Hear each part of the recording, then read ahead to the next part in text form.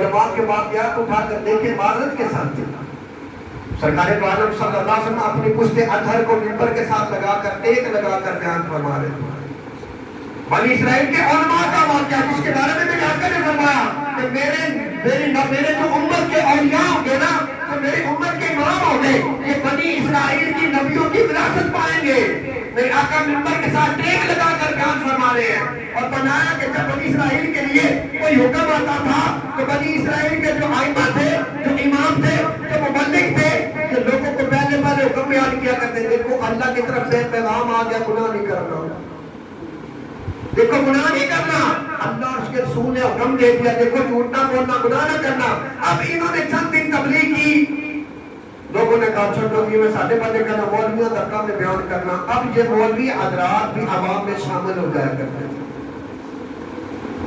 پھر آقا علیہ السلام نے فرمایا جسے پاک خلاصہ، جب بنی اسرائیل کے علماء لوگوں کے ساتھ مل کر بلائی میں مشغول ہو جاتے، لیکن جب اس امت کے علماء کی باری آئی، میرے آقا نے پشت اطہر کو منبر سے جدا کر لیا.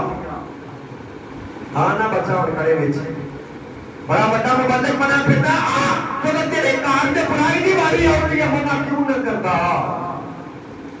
مولوی صاحب نے پترے کی شاہ اچھا کر دیا، نہیں مندے تو تے شاہد ہو جا. قیامت والے جب انہوں نے مقدمہ دائر کیا تب رسول کو کیا جواب دے گا؟ میرے اللہ نے فرمایا سب سے پہلے اس بندے کو پکڑو. بولا کیوں؟ کہا جی جب میرے گناہ دیکھتا تھا اس کے چہرے پر تغیر واقعہ نہیں ہوتا. امام غزالی رحمۃ اللہ علیہ والی فرماتے ہیں کہ میں بستی سے گزرا، شیطان بستی کے باہر بیٹھا ہوا تھا.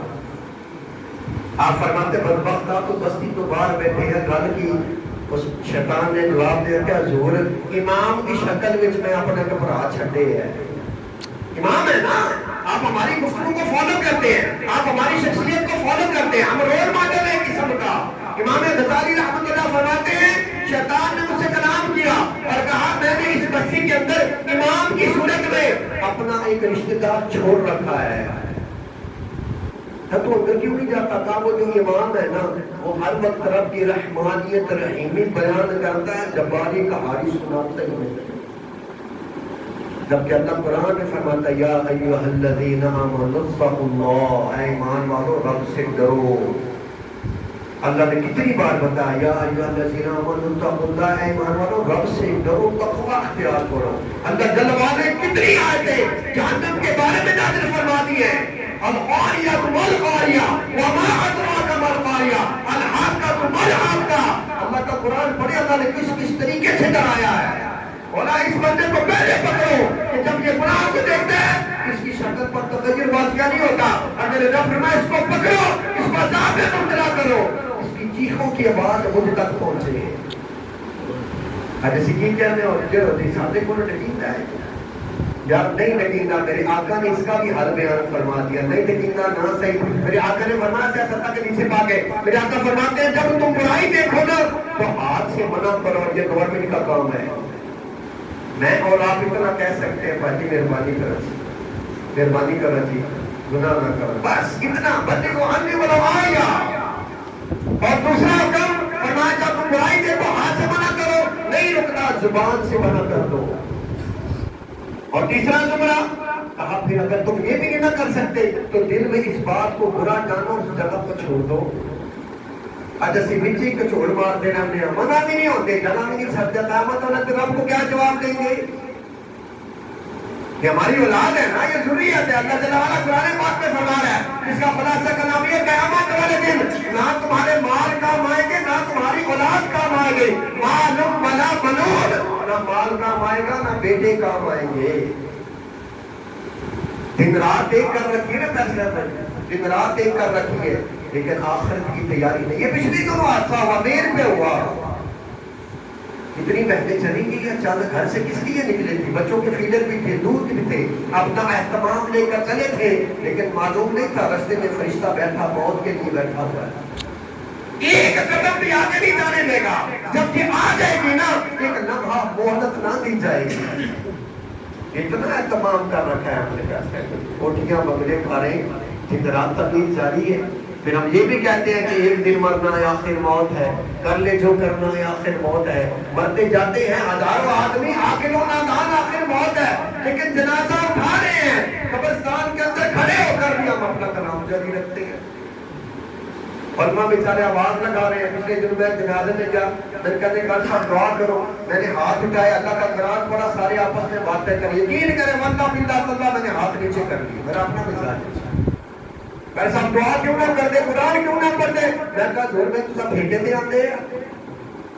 قرآن میں پڑھوں، باتیں تم کرو. اللہ کا قرآن فرماتا ہے وَإِذَا قُرِئَ الْقُرْآنُ فَاسْتَمِعُوا لَهُ وَأَنصِتُوا لَعَلَّكُمْ تُرْحَمُونَ. جب تم میری گل کی تھی ہے، جب تم میرے قرآن کی تلاوت کی تھی ہے، خاموش ہو کے توجہ نہ سنو. میں کہا پیسے لینے میں قرآن پڑھی جاؤ، تسی گلاں کرتے جاؤ. چپ ہو کے توجہ سے رب کا قرآن سنو. ہم آواز لگاتے رہتے کلمہ شہادت پھر ایسا بھیگا دے شک دیا ہوا ہے. لیکن اتنا نہیں جتنا ہم نے اپنے آپ کو آپ کا محتاج بنا دیا. ہم میں سے ہر بندہ اپنے اپنے گھر کا ذمہ دار ہے. اللہ قرآن میں فرماتا ہے ثم لا تسألن یومئذ عن النعیم. میں تم سے ایک بھی بات کے بارے میں پوچھوں گا.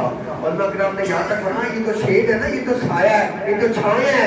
اللہ جل وعلا اس کے بارے میں قیامت والے کو سوال کرے.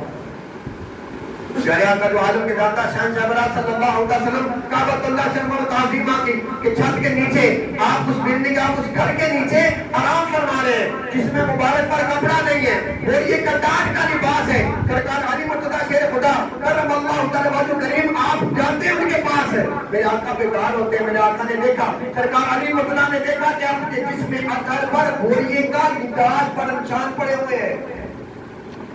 سرکار علی مرتضیٰ فرماتے ہیں یا رسول اللہ ایس کو قصبہ کے بادشاہ تو نرم گردوں پر سوئے اور جن کی خاطر رب نے کونین بنا دی، وما خلق، رب نے پوری کی پوری کائنات بنا دی. لو لا کا لما خلق کا لما، کہ اے محبوب دن نہ پیدا کرتا، رب ہونا ظاہر نہ کرتا.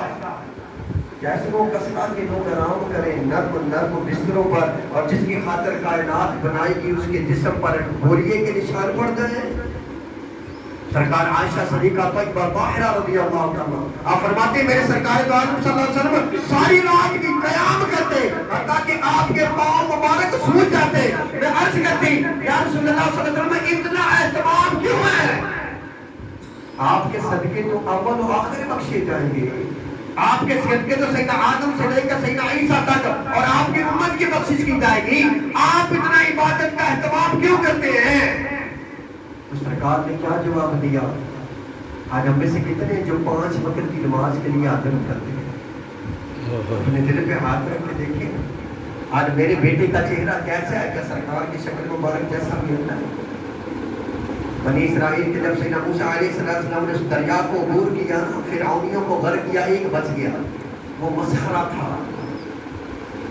جب سیدنا موسیٰ علیہ السلام نے اس شخص کو دیکھا نا، بولا یہ تو بچ گیا. ساتھیاں کوئی نگلا لاتا سی اور پانچھڑ دیا پڑ گئے. میں یہ نگلا لانا ہے، میرے آقا نماز پڑھنے. اللہ تعالیٰ تعالیٰ سے کلام کیا، مولا یہ کیوں بچ گیا؟ یہ تو مسخرہ یاد، یہ تو مسخری مذاق کیا کرتا تھا، یہ کیوں بچا؟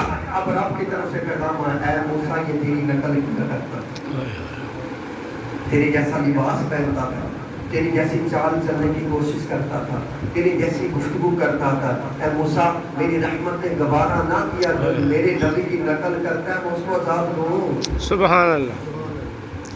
ہر کچھ نہیں کرتے تخالی کو کرتے.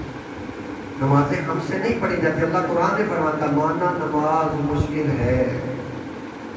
لا تقربوا الصلاۃ، دیکھو نماز کے قریب نہ جانا مگر نشے کی عادت ہے. اللہ نے رولز اینڈ ریگولیشن بیان کر دیے ہیں. مانا نماز مشکل ہے مگر ان کے لیے نہیں جو رب سے ملنے کی توقع رکھتے ہیں. قیامت والے دن کیا ہوگا؟ قیامت والے دن میرے محبوب نے فرمایا قیامت والے دن نمازی کو رب کا دیدار دکھایا جائے. سبحان اللہ. رب کا دیدار. آج کو یہاں میں آپ کی مشہور شخصیت آ رہا ہے، ہم بھیڑ میں رہتے ہیں، ٹکرے کھاتے ہیں، اس کی جھلک دیکھ رہے. قیامت والے دن اللہ جل وعلا اس نمازی کو اپنی زیارت کروائے گا. پھر رب اپنی شیان شان، روایت میں اپنے رب شیان شیان سورۃ الرحمن یا سورہ یاسین کی تلاوت سنائے گا. کلام الہی بزبان الہی. سبحان اللہ. کتنا خوش نصیب ہے 5 وقت رب کے دیدار کرتا ہے. الصلاۃ المعراج المؤمنین اور چلیا نماز تے رب نال ملاقات ہے تو کیسا بد نصیب ہے تو رب سے ملاقات کو پسند نہیں کرتا اللہ جل وعلا سے دعا کرتے ہیں اللہ سبحانہ و تعالیٰ ہمیں 5 وقت کی نماز پڑھنے قرآن پڑھنے اور اس پر عمل کرنے کی توفیق عطا فرمائے